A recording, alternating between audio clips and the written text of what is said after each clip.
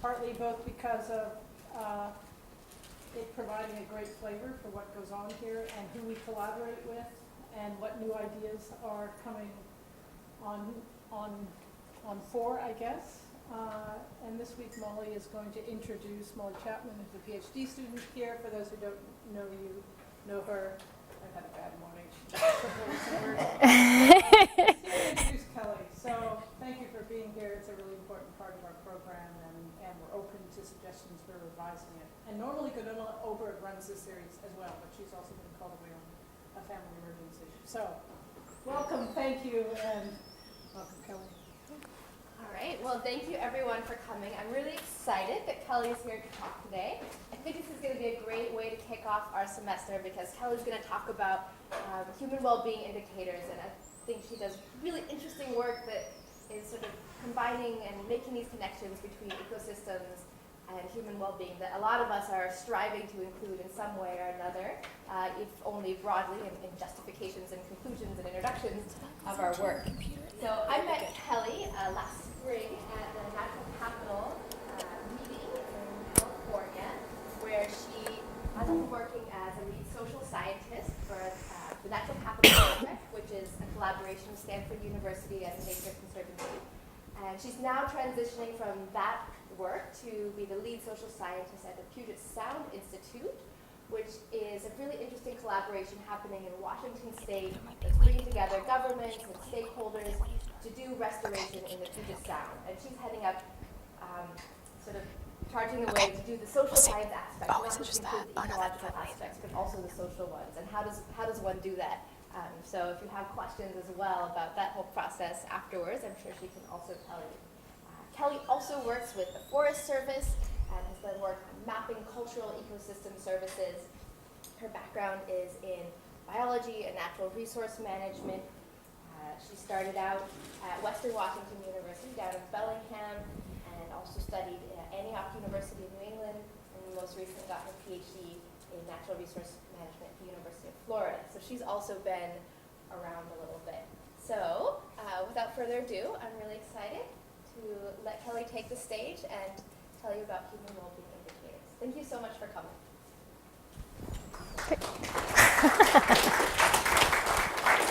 Great.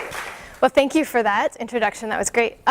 So yeah, I'm really glad. Thank you for having me be your first speaker. I currently am at the Puget Sound Institute, as Molly mentioned, and I just want to give a little bit of background about what that is. It is a research institute based at the University of Washington Tacoma campus. And our entire role is to develop research that can be used by the Puget Sound Partnership. And the Puget Sound Partnership is a state-funded agency. Most of our funding comes from the Environmental Protection Agency, the U.S. Environmental Protection Agency, to coordinate efforts to restore the entire Puget Sound. So basically, they have this very small team of university scientists who develop research to inform their restoration efforts. So it's very policy applied. We don't do questions unless they're going to inform policy. And this is one example of one of those things that we're working on. So I will see if this works. Yeah, so probably the obvious question, and I think you have all talked about this so many times, and I'm not going to give you a clear definition, so don't write it down, because it's one of those things that goes in circles. You can say, what is human well-being? Well, it's quality of life. Well, what is quality of life? Well, it's human well-being.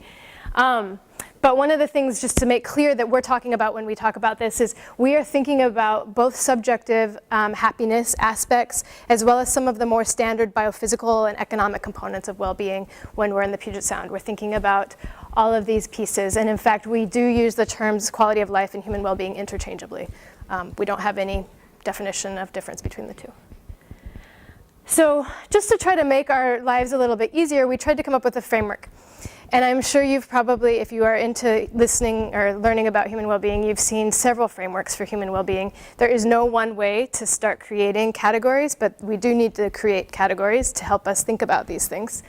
I started by creating categories that were a little bit more based on my understanding of the foundations of what make us happy, rather than the activities that influence those foundations. So my training, although I started out as a biologist, I ended up focusing primarily on psychology and social psychology, and a little bit on anthropology and political ecology in my dissertation. So I come from thinking a lot about things like, well, we need positive emotions and we need mental health, and what is it that we do in nature that contributes to those aspects. And so I started out with what I felt like were the foundations, and you can almost think of these as the ivory tower foundations in a way. We have psychological components of well-being, and that is the mental and the mental and emotional health, so that includes cognitive well-being in there. Social well-being, cultural well-being, economic, spiritual, physical, and the physical meant specifically things that are related to our biophysical health. So things that are like toxins or diet or exercise that are related to natural resources. And then we added governance, which is something that is usually not added into a human well-being construct. And we felt that that was really critical because we know that that's one of the main things that comes out when people start talking about their relationship to natural resources and natural resource management, and how well that affects their well-being is often the way things are managed is a pretty big piece of it.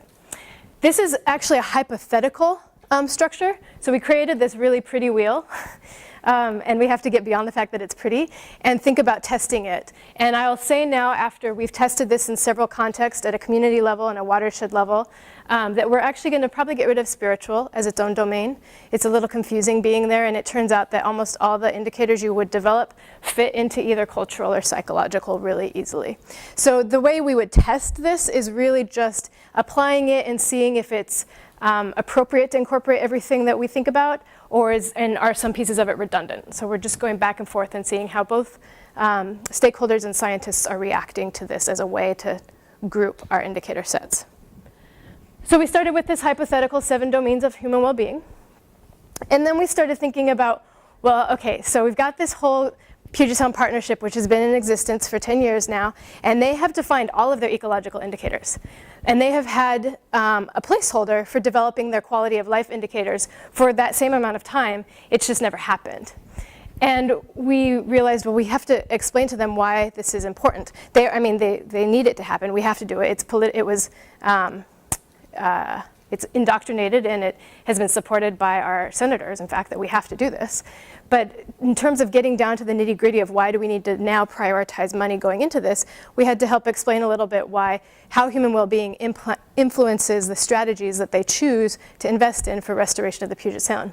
So what we decided was we needed to put Puget's human well-being at the beginning instead of at the end, which is often where it is. If you think of the Millennium Ecosystem Assessment or a DIPSR model, which is the driver impact pressure model, you often think about ecosystems, and then people ruin ecosystems, but then eventually people benefit from ecosystems, kind of is how the storyline usually goes, especially in a resource management agency.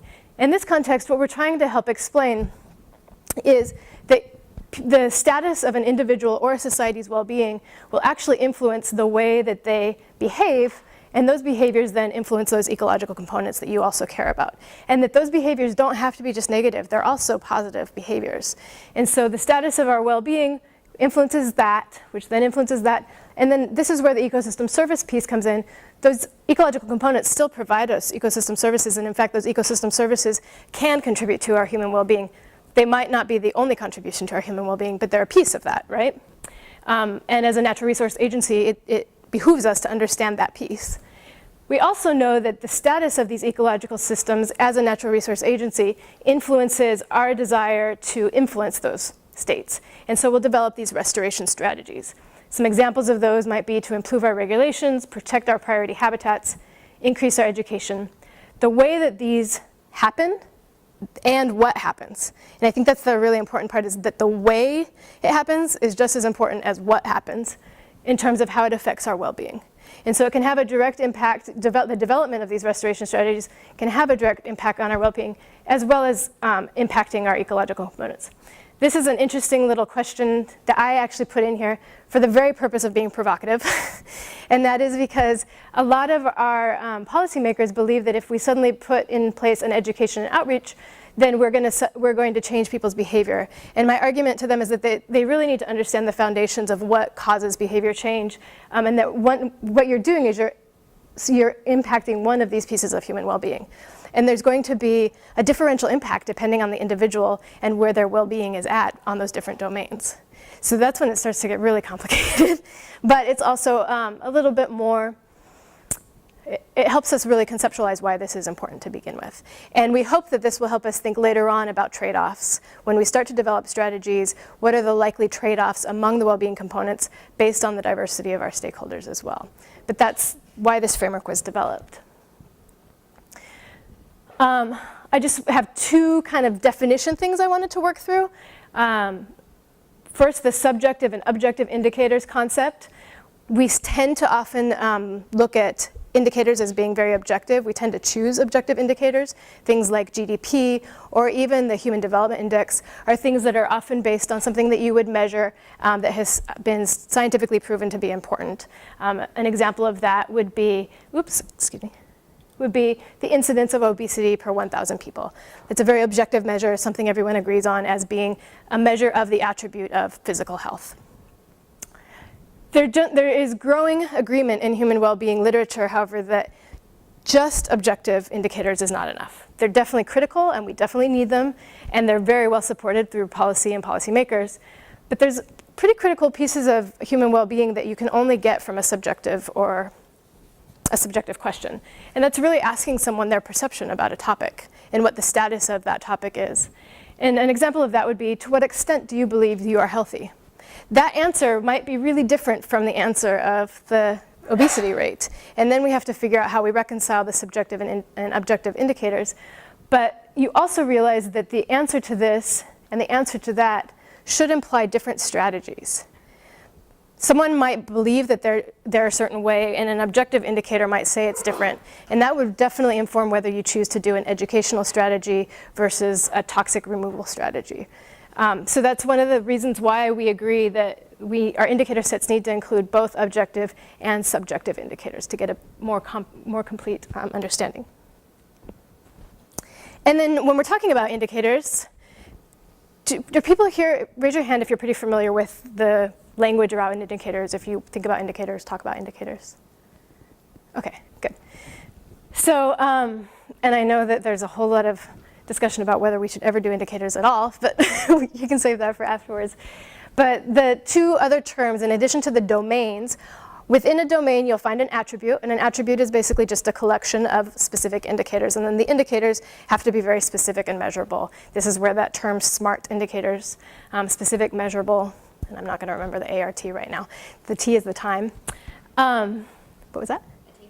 Attainable. Attainable, repeatable maybe, or no? Realistic? Okay. That was your test for the day. So an example of that, just so we are all on the same page here, is in the social domain, we might have an attribute of family connections, and within that attribute, we might have an indicator, the number of times in the past month you have enjoyed the outdoors with family members. An attribute will have several indicators that represent it. A domain will have several attributes that represent it. An indicator cannot be broken down any further. It needs to be something that you can actually measure, and there will be a response to it. So, Puget Sound, this is the Puget Sound, and the area that's highlighted is actually the jurisdiction of the Puget Sound Partnership. So the area we focus on includes all of the watersheds that lead into the basin. The Puget Sound, as I had mentioned, has developed their indicator strategies. They're in charge of coordinating restoration. So they don't do it themselves. They coordinate all the agencies. What am I thinking? State agencies and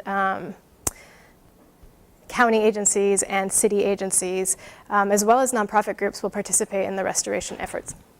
So this is one of their things that they put together. Every couple of years, they measure Puget Sound vital signs. Within these will be indicators, so you can think of these as domains and attributes. All of these have indicators developed, and all of these are being measured by our different partnering institutions. But this piece right here is just hanging out looking pretty. There aren't any indicators developed in here.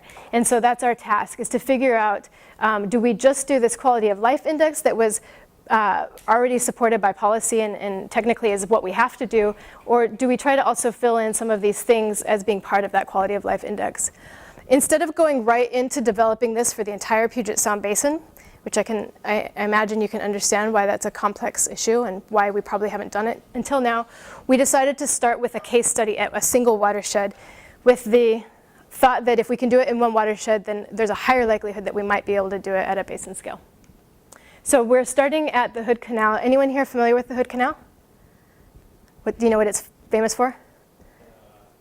Or, yeah, it's one of the biggest places for international oyster harvesting and sale. So, and it's also a very, very rural and, as you can tell, extremely beautiful watershed. So the Hood Canal has a coordinating council, which you can almost think of as being a scale down from the partnership. The coordinating council organizes the 3 counties and the 2 tribes of the watershed to work together on the restoration of the Hood Canal. So it's just another level down. And in their processes in the last 3 years, they've run several stakeholder workshops, and those stakeholder workshops include scientists in the region. And they were able to define components that they believed were important that they were going to need to monitor over time. So they initially called these nature and human well-being. And these are the pieces of the nature that they identified, and these are the pieces of human well-being that they identified. And they established that the link between the two was that the natural ones would provide links to human well-being. Well, they're in the process of developing what's called an integrated watershed plan. And within that integrated watershed plan are the indicators for these natural components, and they need some indicators for these components. But I didn't want to start from these components because I didn't really understand these components as being separate or being at the same scale. Thinking about humans, for me, it didn't completely make sense. So we started out by thinking of this as a research project and testing that wheel and seeing if we could come up with a really good method to come up with regionally appropriate and scientifically relevant human well-being indicators that they can use in their watershed plan. And they're totally for that. They didn't feel like we were. And they, in fact, 2 of the people on the committee are part of our integral team. So we have a team of 5 people working on this project, and it incorporates the policymakers. So they've been an integral part of deciding what we do and what we don't do. So this is a timeline of the way we did this. We just finished this. Well, we in a sense, we just finished 90% of the process last week. The process that we used is a combination of lessons learned from several processes. We aren't the first people to be doing this in the world. Lots of people are embarking on this effort. You've probably heard of the MAP initiative here in Canada. We went through this Marine Planning Partnership that's funded by the Gordon and Betty Moore Foundation. And they had invited me to participate in a couple of their workshops because we need to be a strong partner with the Puget Sound Institute and them. So I was able to watch how they did it, but we also incorporated some lessons learned from other places in the world that have done this, like New Zealand and parts of Europe. What we did do differently is we really, really tried to hone this into the region and what was relevant to the region. So we started out, last year I had a graduate student do an amazing feat. She looked for every single report in the Puget Sound that talked about social indicators, either that they're measuring them or that they intend to measure them sometime soon. And this includes all counties, county public health departments, sustainable or natural resource departments, all cities, all NGOs that she could find related to community development or human development. She didn't find very many in natural resource departments, which wasn't our focus anyway, but she did look through them. And she came up with 1,400 social indicators. And she is amazing at cognitively processing information. So she was able to code through these, and she initially coded them into 4 domains. That was before we created the wheel. And then once we created the wheel, we just recoded them into the 7 domains, so we could try to test the wheel out. The 4 domains fit really easily into the 7 domains, which is exactly why I say that you don't have to rely on the wheel. There are so many ways that are valid and appropriate to organize them. So from those 1,400, she then coded them into the 7 domains. So we have that document just sitting there. That's all Puget Sound relevant data. And you imagine that some process had to have gone into selecting those indicators for each of those agencies. So there's already some level of robustness in selecting those indicators, we assume. We don't know for sure. Part 2, what I did, this is the part that I started last year, is I pulled together data from existing research in the region. One of them was a project I had worked on where we had asked residents to map places that were important to them and then assign values that they associated with those places. So it was a spatially relevant location of places, but what I pulled from that basically were just the values that people talked about. I didn't really care specifically about where in the Hood Canal they associated those values. But there are also studies that had been done by Washington State University Extension that had looked at both household questionnaires and focus groups and asked people about their experience of living in the Hood Canal, any attitudes that they had towards natural resource management, restoration practices. And then we also pulled together all the reports from the Hood Canal Coordinating Council's workshops where people had talked about things that they value about living in the watershed and why they want them protected. From all this data, we pulled together 140 themes, and a theme in this context is somewhere between an attribute and an indicator. It's not quite specific enough to be an indicator, but it's a little bit more specific than an attribute of things that were locally relevant to people. And I should add, additionally, I did 20 open-ended interviews with different stakeholders throughout the region, and it was a snowball sample, and the way I went about it is I started with one person, and I said, please tell me somebody who thinks totally different from you about this topic. And to whatever extent they will, actually most people were pretty excited about that idea of whoever they fight with about why it's important to live in Hood Canal. And then we coded those. So all of that stuff is coded together to come up with the 140 themes. So this is the initial domain and attribute list from all of that literature review. So those are the 7 domains here, except we already really early on saw that these two were going to start to be combined, the spiritual and the cultural. And then these were the attributes that came from, these are only the ones that are relevant to Hood Canal. The number of potential indicators that we saw coming out of these attributes is right here. And then the number of sources, and what I meant by the number of sources is we had all of these different reports, we had the interviews, we had the mapping projects. How many of those sources confirmed that this was an important attribute for that, for the Hood Canal community? So, got to that point. Then we decided to merge these two pieces of information. So Adi, my grad student, then took these 140 values that are relevant and looked at this 1,400 set of very precisely worded indicators that had been accepted by different institutions. And since they were both coded by the 7 domains, she then matched them by their attributes. And there's a lot of redundancy, as you can imagine. A lot of counties and cities will use the same indicators. So she was able to throw out a whole lot of information from the redundancy, and then she was also able to throw out things that we just knew weren't gonna make it to the cut, things that are so indirectly related to natural resource management that they're not gonna be measured. So things like suicide rates are really important for mental health, but there's something that your public health agency will measure, and we're never ever gonna be able to prove that that's related to some restoration project that we've done. So she came it down to 180 precise indicators, so the actual wording for these themes.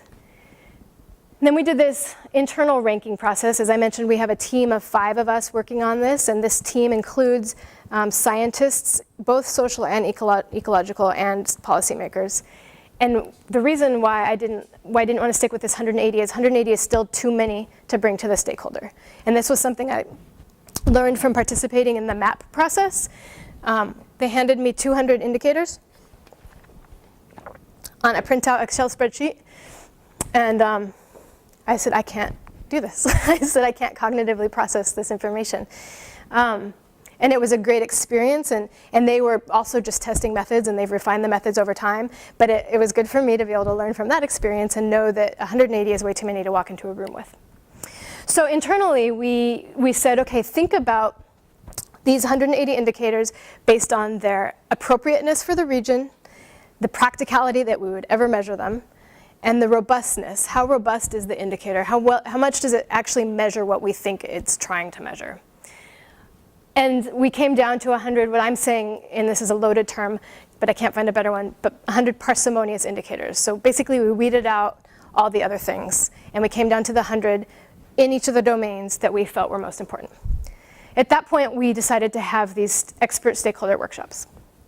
And in the expert stakeholder workshops, we created 4 tables. We combined some of the domains because it made more sense for the participants to be in a combined domain. So for example, in the participants in these, what we called expert stakeholder workshops, were people like representatives from the county public health departments or the county economic development departments, people who have been working with data in the region and have a sense for what actually fluctuates over time. And what tends to seem relevant and important for the region. We also had small business owners, large business owners, and then a handful of active community members that also wanted to be a part of this. So governance was one table, economic was another table, cultural, spiritual, and social domains were pulled together, and then the psychological and physical health domains were pulled together, often because this is where your public health departments tend to lie. We did 3 of these workshops in 3 different regions of the canal, and we had a total of 32 participants. It was an invitee, although we didn't close it off to anyone. We didn't really highly publicize it either. And there were 2 steps in the process. The first step was to ask them to individually rank each of the indicators that was assigned to their group. So if you remember, there were 100 indicators. Those 100 indicators turned out to be about 22 to 26 per domain or per table. So each table was only going to have to process 22 to 26 indicators. I haven't been able to prove this, but that feels right. It's one of those gut things. And so each of these groups, so this woman is right here is at the physical and psychological domain, and she has 24 indicators sitting in front of her. And the first thing that we ask them to do is, before you even really start talking to your group, let's just kind of get on the same page here. And we send this information to them before they come to the meeting, so they've had a chance to process a little bit. But for the most part, as you know, when you come to these workshops, you're still not totally there yet. So this is an opportunity for us to all dive into what we're thinking about and also reflect the other people in our group where we're at, so it can help make our discussion a lot more efficient. So put a blue dot or a green dot in the place of an indicator that you think is great, in the sense that this is totally relevant to the Hood Canal. Put a yellow dot in a place where you say, this is an indicator that could be really good, but it needs some refinement. There's some words that are missing. The concept's a little bit off. We don't really do that here, but we do something kind of like that. And then red is, don't even bother talking about this, because it's not going to come out in the top. Because your goal in your group is to narrow this down to the top 5 or 10. So the second step is to then look at the way that your group had ranked these, and then have a discussion. And each one of those tables had an experienced facilitator sitting there with the list on an Excel spreadsheet, and that person's job was to take notes on what the discussion about each of the indicators was about, and why things were varying and why things were changing. They were welcomed to completely get rid of attributes indicators, or completely add attributes or indicators. They could even recommend that the domain was not worth their time and not interesting enough. Remember, all of these indicators have to be relevant to natural resources. And so this process took probably about 1.5 hours to 2 hours. And in the end, they come up with their top 5 to 10 indicators that they want to recommend. So if we merge those 3 workshops, in a sense, we had a sample size of 3, which was kind of nice to do. They each had the identical set of initial indicators to work with. 42 of the indicators in the final list were in the final high ranking for at least 2 of the workshops. And 15 of those were actually on the final high ranking for 3 workshops. And all those 15 cross all the domains. So here's the final 15, and these aren't the exact words. As I said, the indicators are actually exact words for how you would measure it, but they don't read very well in a PowerPoint.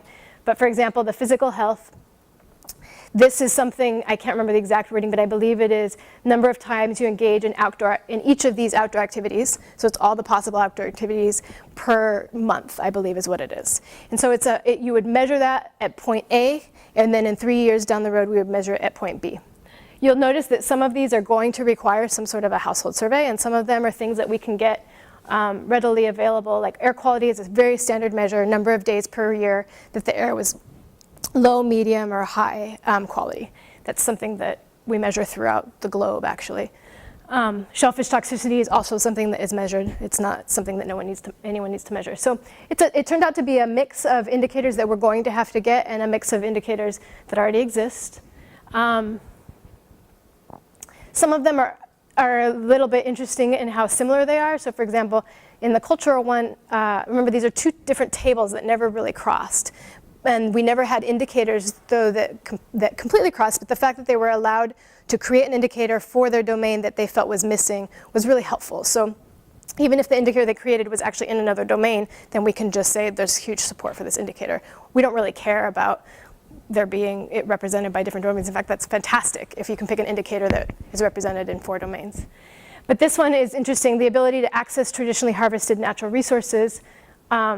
and the availability of commonly harvested species are really similar, but actually they're quite different. And so it'll see the indicator itself, how you would measure it is pretty different. So it'll be interesting to see what happens when we get this to the Hood Canal Coordinating Council and what they decide to do with that. So at this point, we could probably pretty well stop at the 42 or the 15 and hand actually both of those sets to the Coordinating Council and say, now you need to go through your political process and decide how these get integrated into the Integrated Watershed Plan. But we wanted to add another piece to it, and that is a science panel review. And partly because this is done commonly, even though I'm pretty positive that that happened over here as well. But I wanted to do this, and another good thing about this whole process is how involved it's getting everyone into understanding how this is happening. So having done the expert stakeholder workshops has really gained the support of a lot of the residents in this process. And then doing this is also what we're hoping is helping bring in the social scientists in the region to help also refine and rate and understand the process. So we're asking social scientists in the region to review the 42 indicator sets specifically for how robust the measure is and how practical it is. Are we actually ever going to be able to measure this based on your understanding of how we collect social data? So I don't know what the result of that's going to be. That's where it's out right now.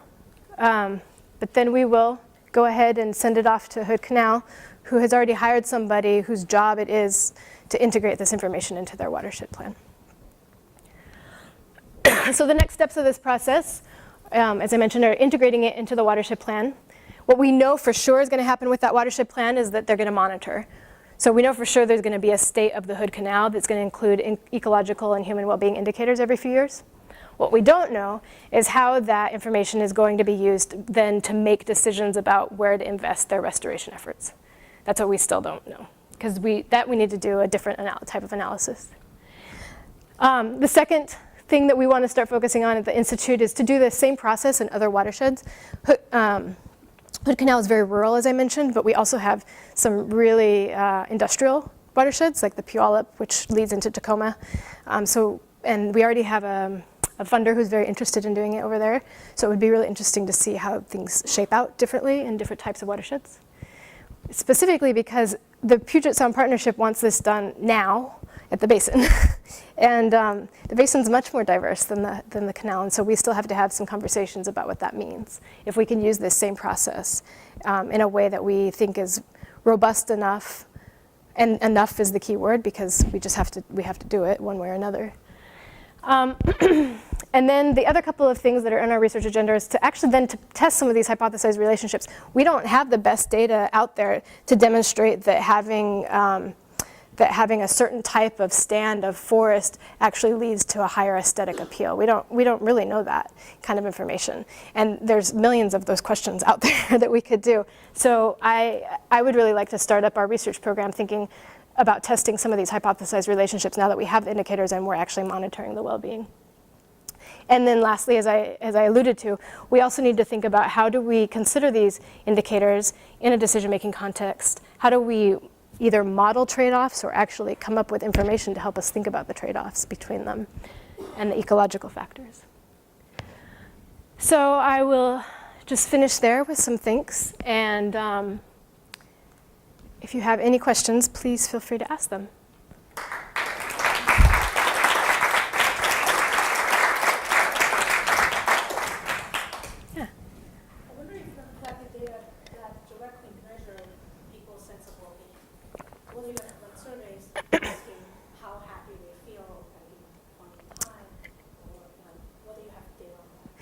So you mean just like a subjective well-being question, like how happy are you? No, so this was to establish whether or not that's a priority for us to put effort into monitoring. And it actually did turn out that that is on the list of 42, that does turn out to be one of the priority questions that we could ask.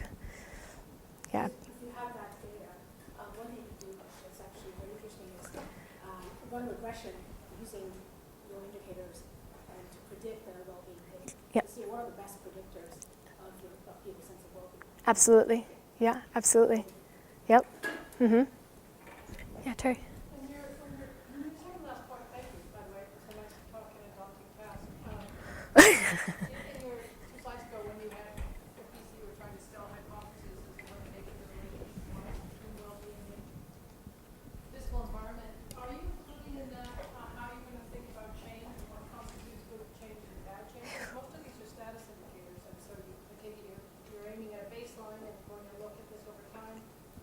Yeah. What's your theory of not so much the relationship, but what's good and what's bad?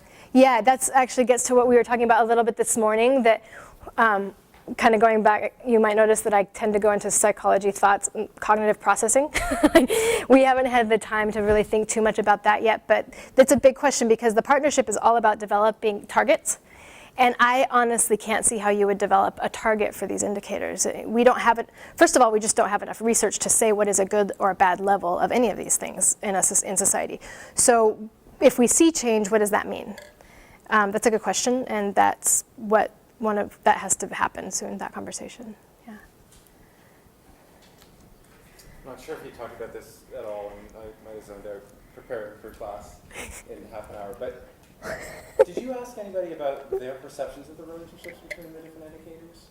So, you know, if they thought that some of them, some of the things that were measured might actually contribute to something higher. I mean, get to Diane's question. I mean, I think it's quite interesting that, you know, subjective well-being made it into your list of 42, but as one of many. And, you know, and it would be interesting to know whether folks were thinking about it as kind of, you know, the capstone of all, which personally I don't, but I know lots of people in the subjective well-being literature do. Right. You know, or whether they're thinking about it as one thing that matters among many. Well, so I would say that yes, we did that in a way that probably isn't as obvious, because the interview question was a single question, and it said, describe to me how living in the Hood Canal contributes to your well-being. And it was a 2-hour response often. And so all of those components that come out of that I am happy here because of this and this and this and this and this, I would say are essentially responding to that, but we didn't target that question specifically. But then the other is when we had the expert stakeholder workshops, we're saying you need to select the indicators that are most relevant for the happiness as you understand it based on your position of being someone who manages data in the region for people in the region. So again, it's not a targeted question, but it's the whole process is conceptualized in that. Does that make sense? A little bit. I mean, the former question, or your former answer, did you code that, Yeah. those long answers in terms of the, you know, assumed causal relations between Yes. various things? Yeah, so the result of the codes of all those interviews are the themes that come out. They contribute to the themes, the things that people have related. Analyze the relationships between them, like, you know, thinking that cultural and social and spiritual, for example, just getting back to this question, are important primarily because they contribute to subjective well-being, or I see. because people think of them as independently important? Yeah. No. So I think I would still say that I don't think anyone would have answered the question unless they thought it contributed to their subjective well-being that way. But that's, you would have? Okay. But so no, we haven't analyzed that. We're not working with data at all right now. We're only working with a selection process for indicators. And so I think that that's really where we have to, once we start measuring the indicators, is when we start getting data for them, is when we can start looking at relationships between them and that kind of stuff. But I guess what you're getting at is a different question. Yeah. I can see that, yeah. Yeah. One of the things that's interested me lately is on the Alwa River and Washington State, where they were removing those dams and restoring the salmon watershed. Yep. I saw in one of your slides how it looked like you guys were thinking about quantifying like recreational fishing access as a quality of life. Mm-hmm. That was one of the things that the partnership initially, that's already been there for years. Yeah. So you guys are doing that? Mm-hmm, because it's easy to get. It's data that's easy to get. Someone's already collecting it, yeah. Yeah. But Elwha doesn't really fall into our jurisdiction. Right. Yeah. There were a couple over here. In your selection process, from going from 100 to 42, Uh-huh. say you have your experts in 3 or 4 groups, Yep. Mm-hmm. and assign the subset of the 100 indicators. Yep. Were those 100 subsets randomly assigned, or did you have like economic indicators assigned to economic groups? Yeah, so they were by domain. They were organized by domain. Okay. So just the economic table was made up of people who had some sort of expertise to economic indicators. Economic indicators. Yeah. So you think if you have different set of indicators that came up, you would have different results? Yeah, that's always a question for sure. What I guess is interesting though is that we replicated it in 3 different places, and we were Same subset of Yes, that's true. Yep. And yep, absolutely. That would be a flaw, except that one way we were able to go about that a little bit is say if there's anything here that's missing, feel free to add it. And we do have additional indicators that people added. They only made it to the top 42 if at least 2 groups added them, and there were actually 2 attributes that were added, and then several indicators that were added by at least 2 of the groups, which helps me think that people are very engaged in the process. They find it super stimulating. And they really are thinking about, I guess I did forget to say that in that final process, we're asking them to think about complementarity as well. So consider your economic domain, and the top 5 or 10 that you just chose, do those really represent everything that's important to human well-being related to natural resources in economics? And when they're thinking through that and their facilitator is asking that question, that's really when some of the additional things come out as well. But you're right. There could be lots of ways we could try to test different combinations of indicators presented to people. Getting at the sort of feasibility issue that you mentioned, and also thinking about the expense of monitoring and stuff over time, I'm just curious, of the 42, how many of those things are already measured? You mentioned the recreational fishing is one, but were there a lot of new things that came to light, or is a lot of this just sort of rejiggering and helping people think about certain things in a well-being context that they hadn't necessarily before? Yeah, there's a lot of new things we would have to measure, but we already have established every other year we're doing a Puget Sound-wide social survey, and so we can add and subtract any questions from that. So as long as it's something that can be collected in a survey style, which with a constructive measure we could do that, then that's not so much a problem with practicality. If it's something that can't be captured in that, then we probably have to talk a little bit about our investment of money. But that's something the partnership is changing on a little bit too. I've heard several people on staff say recently, well, I was just thinking about how much money we spend on monitoring salmon and all the fish data collection. And it was like, yeah. So people are realizing that they do need to put a little bit more money into the human data collection as well. Joy? I have a question about how these relate to how you would link a physical driver of change to the human well-being indicator. So, because I'm just imagining Puget Sound, like they have X amount of dollars to spend on making some sort of management change. How do you know where to prioritize in terms of the physical, like we're going to reduce nitrogen loading here, or we're going to increase tree cover here because we think, like you were saying, that increased tree cover leads to a more enjoyable kayaking experience because you're not looking at, you're looking at forested hillsides. So how do you figure out what the physical driver of that change and well-being is?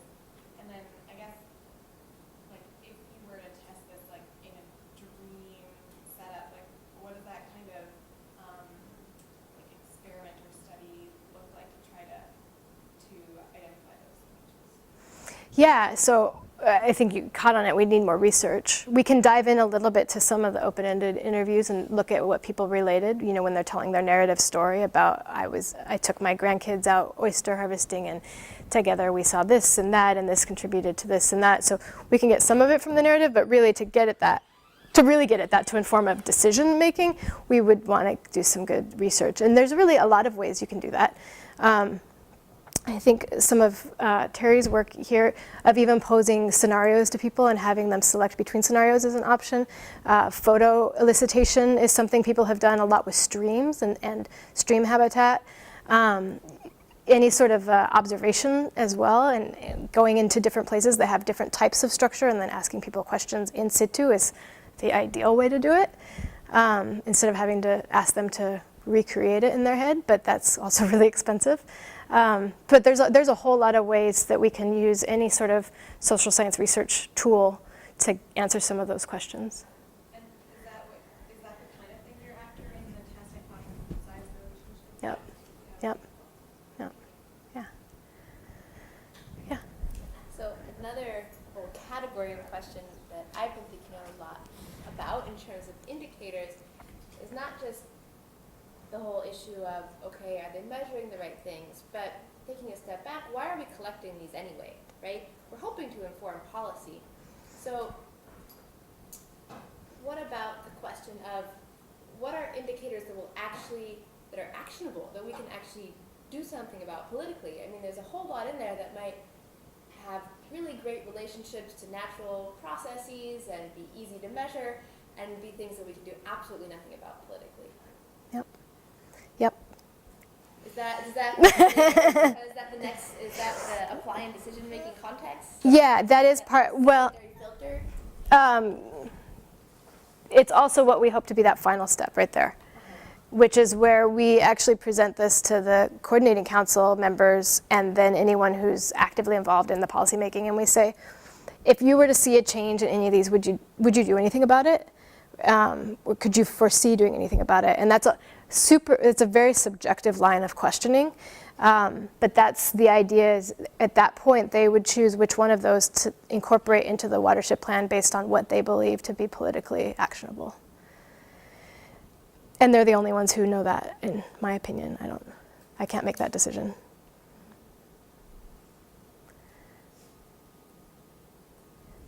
Yeah. I was just going to ask a slightly different question. If you were to just sort of think out loud, if you were thinking of the 42 and the 15 that made it to the top, Yeah.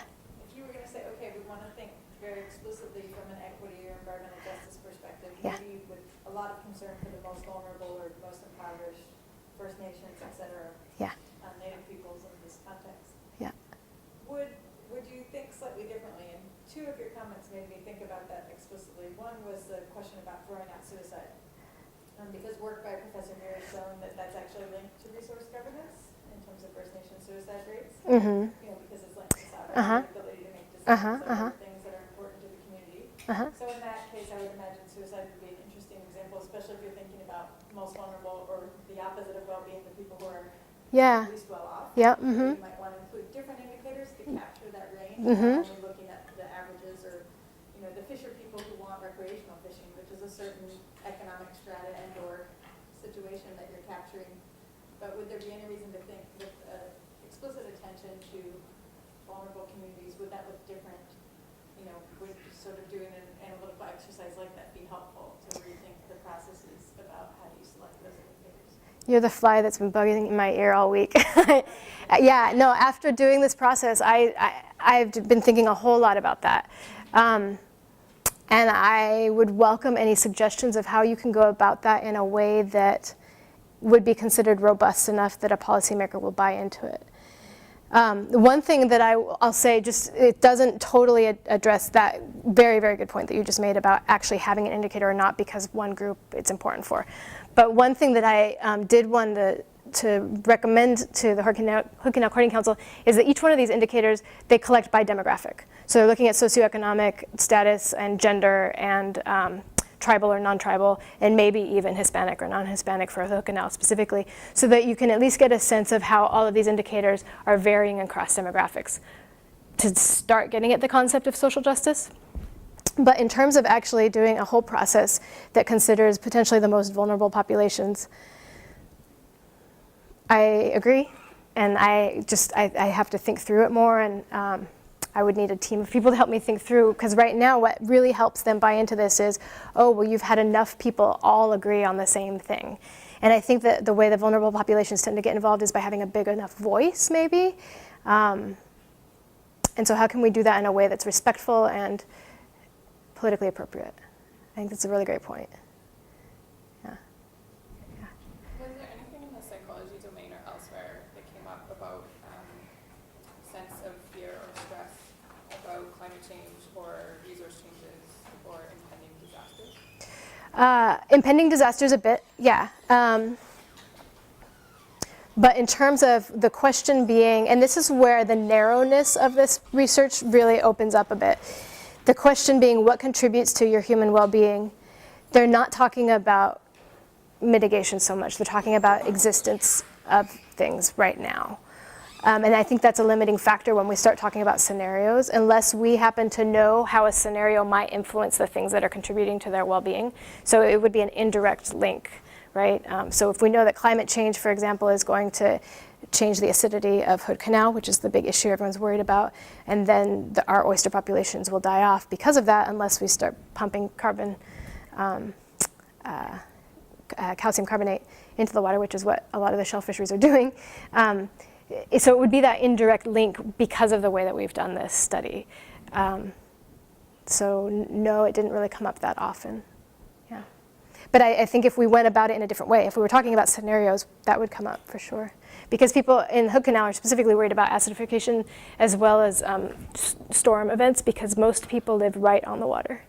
All of the water, all of the shoreline is privately owned. I was wondering if you had thought about making use of geographic information software, just kind of in light of the fact that you said you're going to have a survey every couple of years and you're tight on money. It just kind of seems like a good way to just geographically pinpointing all the answers people give you. Gives you this amazing kind of trove of information of the patterns that go on geographically, which could give you a whole lot of information for other stuff. So I was just wondering if you're planning on using it. We absolutely can. We've used it for some things. Are you recommending that the point would be the person and that person's location, or the point would be the locations that they attribute the responses to? Either or. Yeah. Either one could be good. I'm just thinking if you just went around a neighborhood or like a town or a county even, and just gave surveys to everyone and just plotted their answers, standardized answers on on a map, you could draw all sorts of links that you might not think about just by sort of looking at colors on a map. Yep. Basically. Yeah, absolutely. It's a good idea. I think maybe we'll take just one more question, and then we'll wrap up the formal talk. And then anyone who wants to stay and talk more will hang out for a little bit longer. That sounds good. At the end, you very briefly mentioned the idea of trade-offs. Yeah. In terms of satisfying different indicators for whether it be human well-being or biophysical conditions. Yeah. And I realize it might be out of the scope of the work that you did, and that might be something for future thought. But I was wondering if you had any insight as to what kind of processes would be involved in determining acceptable trade-offs, who might be involved in that, what the substance or rules of the trade-offs might be interpreted. The only insight I can provide is that people at the partnership are open to and excited about structured decision making, which is good. That means that there's a platform that we can present this data along with the ecological and economic data. But in terms of how the decision, what are the criteria for making that decision about which trade-off is appropriate or not, who gets to be at the table, none of that's been discussed at all yet. Yeah. Okay, well, thank you everyone so much for coming. Thank you, Kelly. Yeah. Thank you.